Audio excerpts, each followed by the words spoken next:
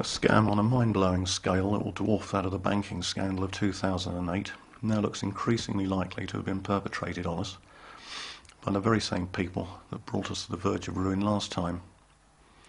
If this turns out to be the case, the financial world will be totally blown apart and things will never be the same again. This podcast requires rather more effort on the part of the listener than my ongoing series about the Eurozone crisis. Depending on your familiarity with finance, you may need to sit down in a quiet place, concentrate hard, and probably listen to what follows more than once to fully understand it. Certainly this will be the case for people with only a rudimentary understanding of the subject. But it's vitally important, and if you can get your head around it, you should be able to see the world in a completely different way, and it will also help prevent you from being wiped out by a bunch of crooks in suits who somehow manage to never see the inside of a courtroom.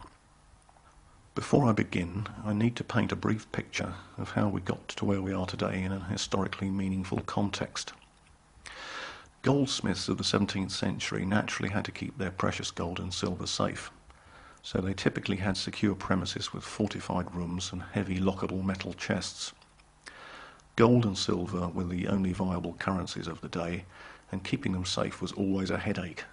Private persons and merchants with large amounts of precious metals were particularly vulnerable to robbery, so they would approach their local goldsmiths and ask to store the gold for them in these secure vaults. When the physical metal was safely deposited, the goldsmith would issue the depositor with a receipt stating the amount of gold or silver he or she had deposited. Naturally, the goldsmith could charge some modest fee for this service, so he made a little extra money. The depositor, for his part, was able to sleep a lot better at night, knowing his capital was about as safe as it could be in those days. So for a simple example, let's say a merchant has deposited 5 ounces of gold with a goldsmith named Mr. X.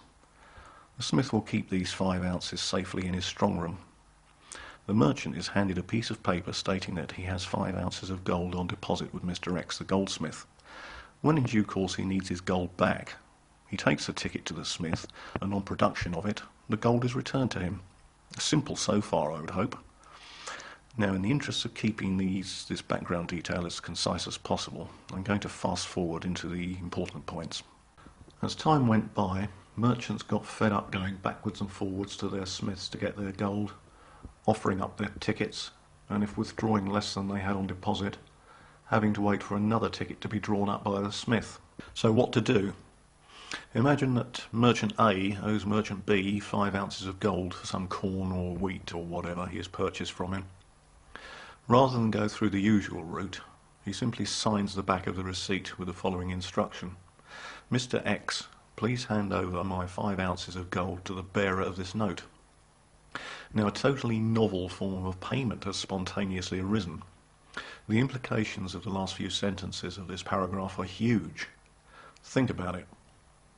We have gone from a primitive system for the safe deposit of inconvenient, heavy physical metal to a brand new system of paper money which is 100% backed by gold. Not only that, but it's transferable. Depending on the choice of wording on the ticket that the merchant has written, this piece of paper can be very, very versatile indeed. The instruction to the gold merchant in the above example makes gold payable to the bearer. In other words, simply whoever presents the note can collect the gold. The person presenting it could be anyone.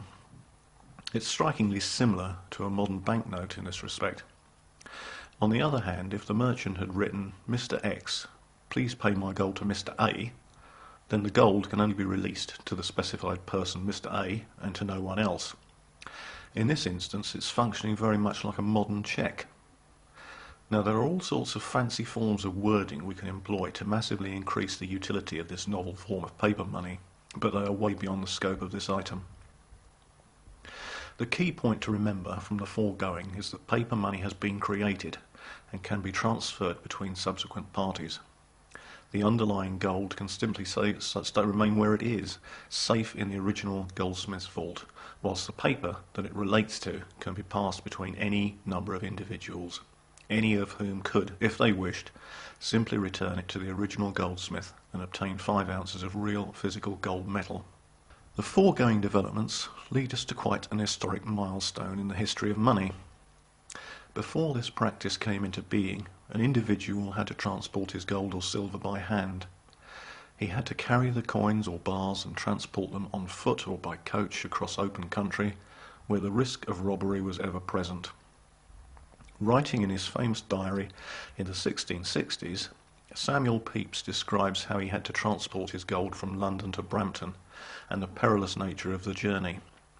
He goes on to describe having to bury the gold in the dead of night in the rear garden of his father's house, all the time fearful of the possibility he might be being observed. He lost several coins in the process while fumbling in the darkness. However, a few short years later, and the advent of the receipt system meant that he could achieve the same effect without ever removing his gold from safe custody. A receipt was every bit as valuable as the physical gold to which it related, and no more immune from theft. But it was just a slip of paper that could easily be sewn into the lining of a coat or otherwise concealed so readily as to be invisible and therefore undiscoverable by the highwaymen who preyed on travellers in those far-off days. It was a huge step forward in security.